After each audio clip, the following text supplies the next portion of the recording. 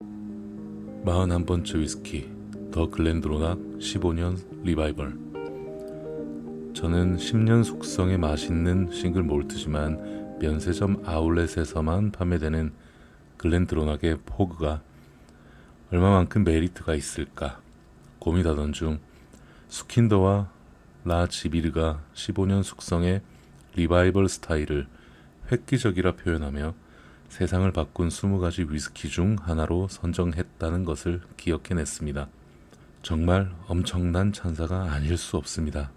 만약 이들 형제의 이름을 처음 들어보신다면 이들은 영국 주류 전자상거래 소매업의 판도를 바꾼 회사이자 글로벌 리더인 위스키 익스체인지 그리고 다른 여러 관련 사업을 창립한 형제들이라는 사실을 알아두시길 바랍니다.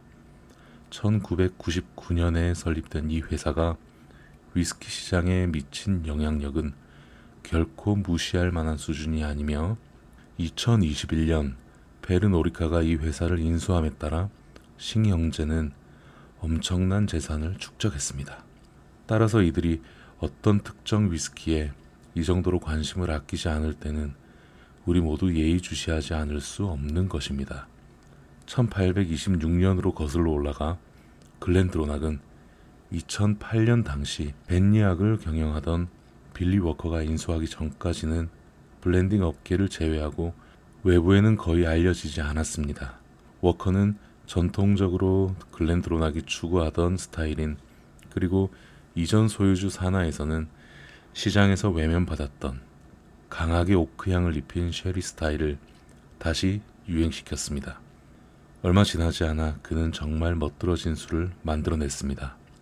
맥켈란과 글렌파클라스 등 다른 위스키 업체들도 이 스타일로 명성을 크게 얻었지만 특히나 위스키 익스체인지가 리바이벌을 2015년 올해의 위스키를 선정한 후 워커 체제의 새로운 글렌드로낙은 대성공을 거두게 됩니다.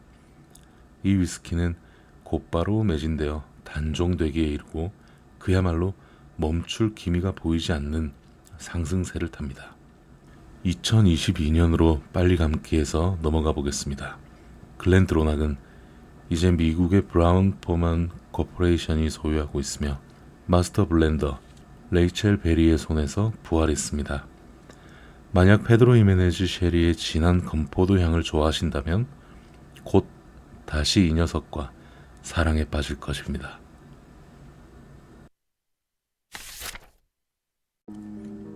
42번째 위스키 글렌파클라스 25년. 이 책의 모든 개정판에 글렌파클라스 105 캐스크 스트렝스 익스프레션을 추천한 바 있는 저는 확고한 글렌파클라스의 팬입니다. 그리고 털어놓자면 그들도 저를 상당히 좋아합니다. 제게 일전에 글렌파클라스의 가족 소유 185주년을 기념하는 책을 의뢰하기까지도 했습니다. 하지만 그들이 저에게 일거리를 주는 입장이 아니었더라도 저는 기꺼이 그들을 제 리스트에 포함시켰을 것입니다. 제가 여전히 105를 좋아하긴 합니다만 이제는 25년 숙성의 싱글 몰트에게 최고의 자리를 내주어야 합니다. 신사숙녀 여러분, 25년 싱글 몰트는 세기의 가성비를 자랑합니다. 150파운드로 한 병을 사고도 거스름 돈이 남고 심지어 100파운드 미만으로 프로모션을 하는 것도 보았습니다. 솔직히 어떻게 혹은 왜 이런 가격으로 이 술을 파는지 의문입니다. 비슷한 연수의 다른 싱글 몰트들은 이 가격의 3배 혹은 4배에 판매되기 때문입니다. 다른 싱글 몰트들은 12년만 되어도 거진 비슷한 가격에 팔리고 있고 머나먼 외국에 잘 알려지지도 않은 소규모 양조장에서 만든 첫 시리즈도 이보다는 훨씬 더 높게 가격을 책정합니다. 이제 왜 이 싱글 몰트를 놓치면 안 되는지 감이 오실 겁니다. 스페이 계곡에 위치한 다소 트렌디한 다른 어느 증류소와 마찬가지로 글렌파클라스는 훌륭한 쉐리 캐스크 방식의 생산자이자 현재까지도 자부심을 가지고 그 전통을 유지하는 가족 회사입니다. 이들은 고집스럽게 품질에 대한 명성을 유지하고 있습니다. 여기서 생산한 그 어떤 것도 이류라고 감히 입에 담을 수 없고 제3자가 개입하지 않아 보틀링까지의 전 공정을 손수 진행하고 있습니다. 하지만 그들은 근처 다른 증류소들과는 달리 럭셔리 마케팅의 유혹에 넘어가지 않았고 터무니없이 비싼 패키징을 삼갔습니다. 물론 여러분이 그런 쓸데없는 난센스를 무시하고 내용물에 집중할 수 있는 좋은 감각을 지니고 있다면 그런 것들은 하나도 아쉽지 않을 것입니다. 물론 언제까지 이렇게 고집스럽게 생산될 수 있을지는 모르겠지만요. 오감을 즐겁게 하는 동시에 요즘엔 좀처럼 찾기 힘든 희귀종을 서포트한다는 자부심도 챙겨보십시오. 독자적으로 스코틀랜드인이 전통을 잇는 스카치 위스키 회사 글렌파클라스를 주목하십시오. 43번째 위스키 글렌피딕 15년. 이번에는 아주 유명한 증류소의 핵심 제품군 중 하나를 들고 와봤습니다. 모두가 알다시피 글렌피딕은 지금의 유행 이전부터 싱글 몰트 위스키를 적극적으로 홍보하기 시작한 이 가문의 성견 지명 덕분에 세계에서 가장 많이 팔리는 싱글 몰트 위스키 생산자 중 하나입니다. 또한 증류소를 일반 대중에게 가장 먼저 개방한 곳 중 하나이며 이는 단단히 문을 걸어 잠그고 외부인을 배척하던 업계 경쟁자들이 마음을 고쳐먹게 만든 훌륭한 정책 중 하나였습니다. 하지만 일부 몰트 팬들은 글렌피딕이 너무나 대중적으로 되어버리자 이렇게 흔한 제품이 그렇게까지 맛있을 리 없다 라는 이유로 거부감을 보이기도 합니다. 글렌피딕은 어디서나 쉽게 구할 수 있기 때문에 희소성에서 기인하는 구매 욕구를 자극하지 못합니다. 이에 대응하기 위해 이들은 때때로 익스페리멘탈 시리즈와 같은 리미티드 에디션을 출시하지만 저는 증류소 투어에서 기꺼이 자랑할 수 있는 이들의 초기작 중 하나를 상기시키는 것이 시의적절하다고 생각했습니다. 그 중심에는 스페인의 쉐리 보데가에서 영감을 얻은 드라마틱한 오크통이 있습니다. 3,000갤런이 넘는 숙성 위스키를 담을 수 있는 이 통은 다우닝 스트리트 파티를 열거나 350개 이상의 스탠더드 영국 사이즈 욕조를 채울 수 있는 양입니다. 위스키에 목욕할 일은 없겠지만 운이 좋아서 계단을 타고 올라 통 꼭대기에 매달려 향을 맡아본다면 그 향이 너무나 강렬해서 쥐기에 퐁당 빠질 것만 같을 겁니다. 스페인에서 차용한 다른 한 가지 트릭은 스페이사이드 스타일로 재해석한 솔레라입니다. 1988년 유로피안 오크 쉐리 통에서 숙성된 글렌피딕과 아메리칸 유오크 통에서 숙성된 글렌피딕을 섞어 이 커다란 용기에 채웠고 그 이후로 이 커다란 통은 단 한 번도 바닥을 드러낸 적이 없습니다. 병이 파기 전에 오크통이 반쯤 비워지면 다시 채워지는데 이는 통 안의 풍미가 매우 천천히 진화하고 있고 적어도 이론적으로 말하자면 예전에 처음 채워 넣었던 오리지널 위스키의 흔적이 계속 남아 있다고도 할 수 있습니다. 그러니 15년 숙성 위스키에 30년 이상 된 위스키 원액이 녹아있는 이 가성비 좋은 위스키를 구매해 보시기 바랍니다. 44번째 위스키 글렌글라사 12년. 제가 미친 척하고 이 말 한마디만 하겠습니다.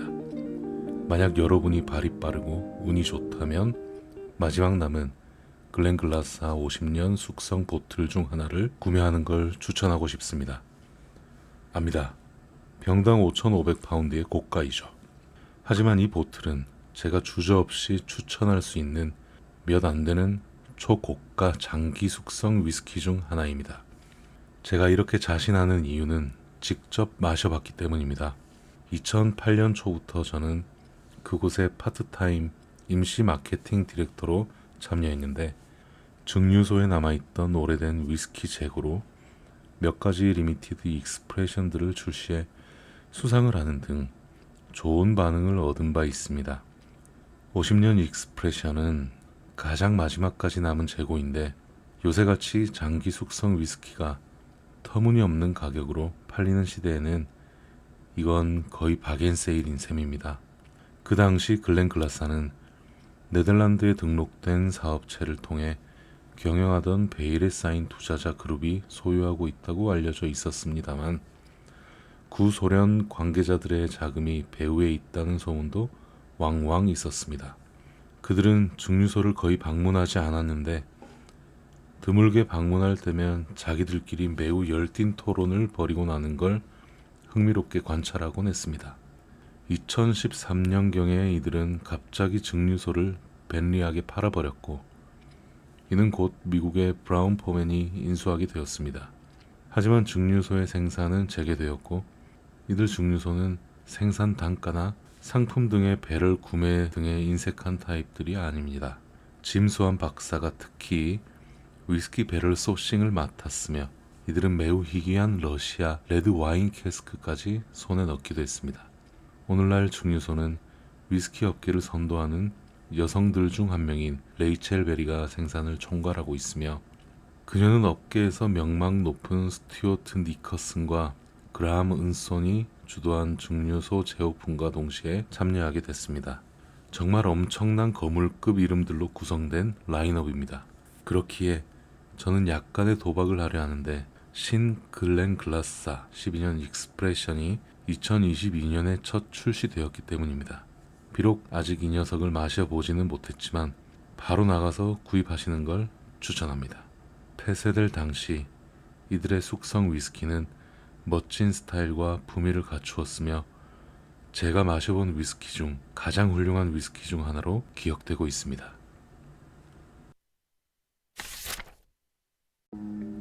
45번째 위스키 글렌고인 10년. 전 애인을 수소문에 찾는 것은 크나큰 실수이자 실망감이나 그보다 더 나쁜 결과를 초래할 수도 있다고 합니다.